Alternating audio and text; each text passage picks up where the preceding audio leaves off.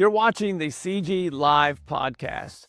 Now, the content for these podcasts are a little bit different than our normal pods as we bring on members and do long-form interviews. These were actually recorded live at our events with members that were going on stage to present, so the content is killer. Enjoy the show. Welcome back into the Live Collective Genius podcast. We are here in Dallas, Texas at our CG Select and Elevate event. Have I told you guys lately how much I love the Collective Genius? Well, I'm going to tell you again, and here's why.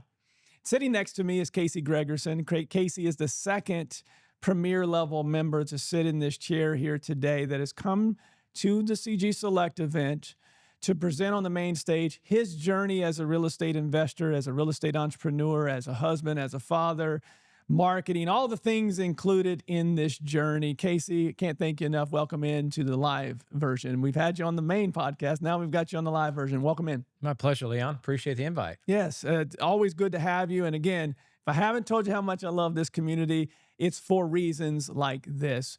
Casey started his journey at CG Select. In fact, I think you told me on the live podcast or in the regular podcast that you were still full-time when we first talked. And I think you even said, I didn't even really want to tell you, but I don't know if I told you, but you were still a full-time W-2 that were starting, that were, you had a bunch of doors and you were just about to make that jump and you finally did.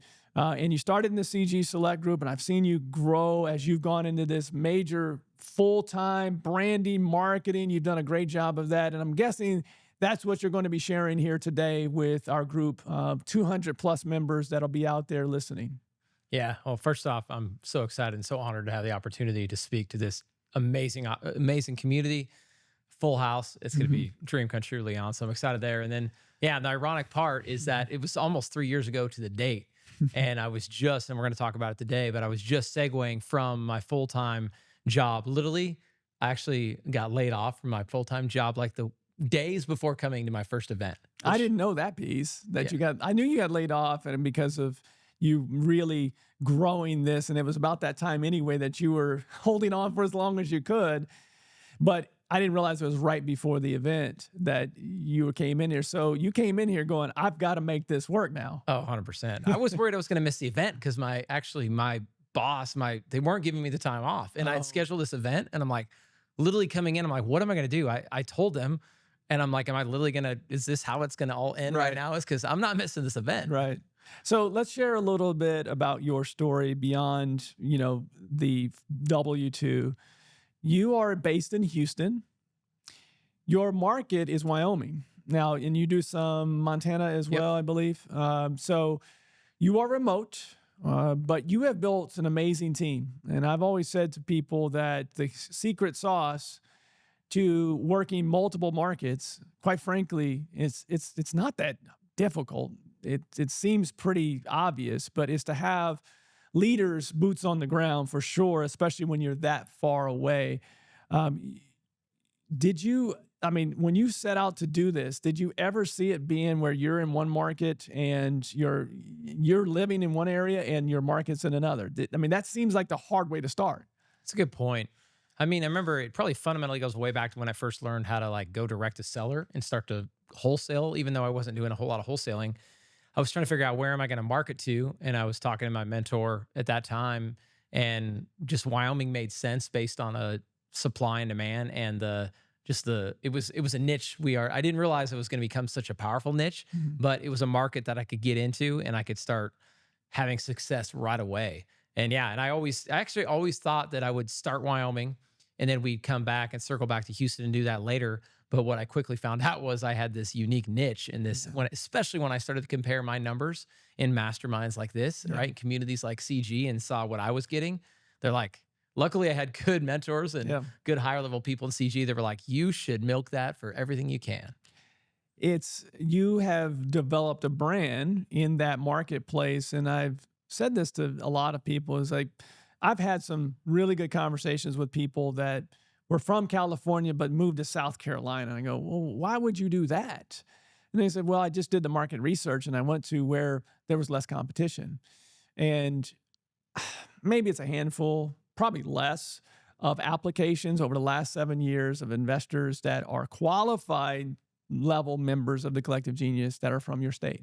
Like it's genius. Like that's your market. You should dominate that market and then maybe look at something else in the future. But you've built a brand there. How did that start? You played, or you were from that area originally, correct? Yep. And you played college football in that state, and so had a background in that state before you moved to Houston, and you knew that was an area that you knew well. Absolutely. Yeah, I actually bought my first rental property while I was going to college in 2010. So I'd held on to that, and I'd seen the market there. I got to understanding it, and then I started buying a couple more rental properties. But I bought the first one in 2010. The second one didn't come until 2015. And then I started to get that bug, and I was reading the books like Rich Dad, Poor Dad, and really, really latching on and doing it. And then it just kind of started to snowball. But I was already doing deals, but I wanted to do more. And I was finding stuff on the market in Wyoming, like literally on the MLS, and was making deals work. And that's when, come back to that story, that's when I'm like, all right, I want to start doing direct to seller marketing. And we decided, let's go do Wyoming and let's start finding deals there. And it just started to compound and became, like I always say, like I was able to drop our first direct mail campaign. We spent like $5,000 on it, and I got like 3 deals that I was making 40 to 50K each. And granted, a lot of these I was flipping and closing myself, but like that ROI, it was immediate. Like, and I proof of concept was there. So it's like, all right, let's start repeating this. Well, and that's why everyone said go deep as you can, because that's not normal. Yes. It doesn't matter what market it was. That's not normal returns in any market. So if someone watching right now or listening to this pod, if they were considering getting in a car right now, coming here to this event, which you can't do, by the way. I did today. You did. Yes. But what I mean is if they're not a member, yes, you can't do that. But let's say, hypothetically, someone could pay for a ticket and come in to watch your presentation. Give them a preview of what they should expect today. You bet. So yeah, it became super clear to me when I was thinking about what to share over my last 3 years. So again, it's like 3 years almost to the day that I joined. It's been one singular thing that has made all the problems easier, right? Because I came to CG with all these things that I was trying to fix, right? Raising money, finding more deals, running like an EOS system, right? Having good accounting, all these different things I wanted to have, building good teams. But the one single thing that really fixed it all was building a brand. And that's today what I want to focus on, is how I started that from the day one to the last 3 years.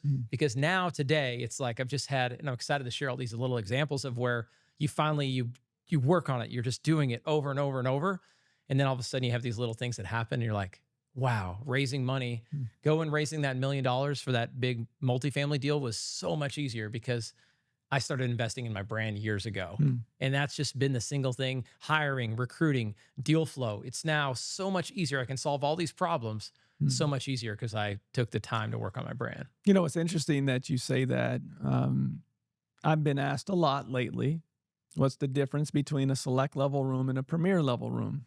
And also, how's the market? And my response is, the people at the premier level that have been in the business for a long time, that have made a brand important to them over those years.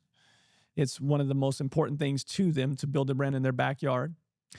Those people are not only surviving, they are thriving right now. So the premier level members, I'm not saying any other level isn't successful, but across the board, all of our premier level members are doing really well in a market where a lot of people say is tough, right?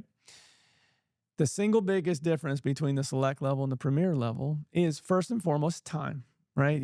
You've been in the business for 20 years or you've been in the business for 3 years. There's a big difference there. And it takes time to build a brand that people trust, right? I've heard this, and I've said this now several times on the pod. There's a trust recession. And a lot of that in our space because so much text messaging was done over the last 6 years and cold calls. People actually want to trust the people that they see on social media, or the people that they see as the authority on their local television commercial, or sponsoring the local college games like you do at the University of Wyoming. These people hey, I know that guy. I can trust that guy that he's going to go, follow through and do the job. So it's interesting that you bring that up. And I think it's the perfect message at the perfect time for this particular group. So thank you for that. Outside of brand, is there anything that you can remember being in this particular room, the select level room? Was there anything that you can take away outside of brand that you said, that really clicked for me. And when it clicked, I learned it at Select and I just went out and executed. Yeah, it's been I would say business operations, being a CEO, like running the EOS system, right? And it's funny. I mean, you come back here, it was like if you want to call it the CG slap, or it was more, it honestly was more of like every time I'd come back here and I'd be like, you'd see how other people were running their organization, especially when you got to Premier. You're like, look how there's all these examples of people running their business like a true business. And every quarter we were saying we wanted to do it, but not really doing it and not prioritizing it. Was not showing up on our rocks to make sure we're doing it. So that's probably been the biggest one, is seeing so many examples of it and so many variations. Maybe call it marketing. You got to see it 7 times before you finally click. And finally, that's probably the biggest one I'm most proud of, that we've been able to implement that. And now we can really scale. And it's just taking time and iteration.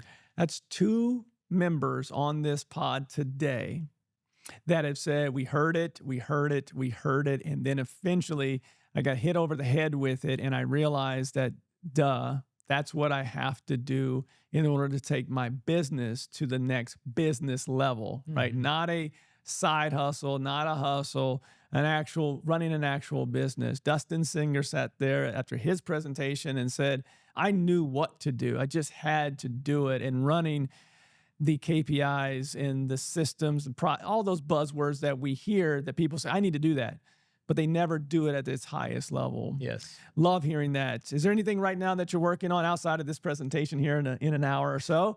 Is there anything else that you're working on that you're excited to share with the people? Yeah, it's now actually be kind of one of the culminations of what I'm sharing with Brand today is our 2-day summit. So we have call it a Revive Summit. We're actually doing it this weekend. It's our next one here in Houston. Oh, wow. But we do them every quarter. So there'll be another one in January. But yeah, that's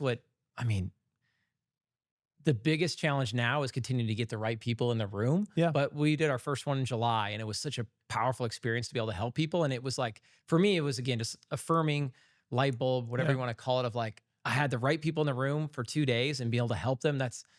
I've kind of known it was my passion, but I really got to feel it for the first time. So now getting to deliver on it, and I'm just super excited to continue to do this every quarter. Good for you. You're a great follow on social media. How do people follow you?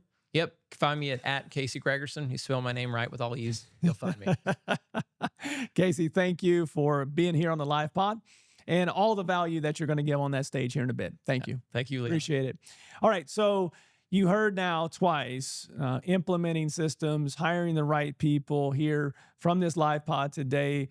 If you want to be in the room with people like Dustin and Casey, all those that have taken their business to the next level, easiest way to do that is go check out our website, explorecg.com. There you'll find all the information that you need about our community. There's an application process you need to go through. Make sure this is the right fit for both sides. That website is explorecg.com. That's it for this live pod. We'll see you on the next live CG podcast. Are you ready to scale your real estate business?